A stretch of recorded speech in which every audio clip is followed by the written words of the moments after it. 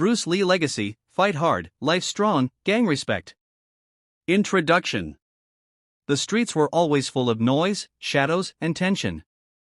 In many parts of the world, gangs ruled the alleys, and respect was something you had to earn with your fists, your courage, and your mind. In this world of struggle, one name still shined like fire: Bruce Lee. Even though Bruce Lee was not alive on those streets, his legacy lived inside people who believed in strength, discipline, and fighting spirit. His philosophy of fight hard, live strong gave young men a way to rise above fear. For some, Bruce Lee was just a martial artist from old movies.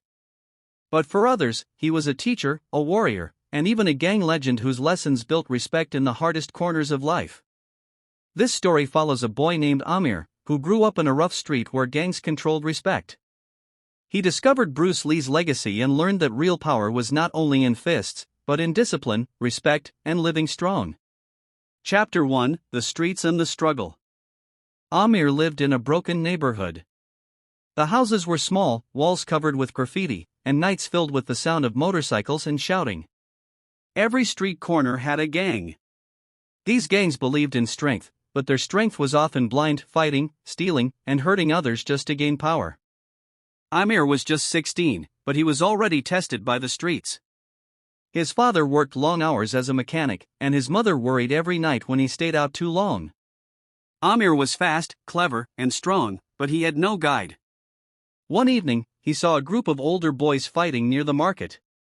They fought like wild animals, fists swinging without skill, only anger. Amir felt something burning inside him. He wanted respect too, but he didn't want to fight like a wild dog. He wanted to fight with power, with control, with something greater. That night, he went home and turned on the small TV. A black and white movie was playing. It was Bruce Lee in action. His speed, his sharp eyes, his kicks like lightning. The way he moved was different. He wasn't just fighting, he was teaching. For the first time, Amir saw what real strength looked like. Chapter 2: The Beginning of Discipline. The next day, Amir asked his father, "Do you know Bruce Lee?"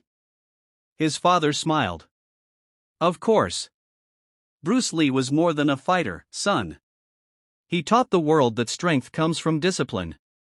He said, 'I fear not the man who has practiced 10,000 kicks once, but the man who has practiced one kick 10,000 times.'" Those words stuck in Amir's mind.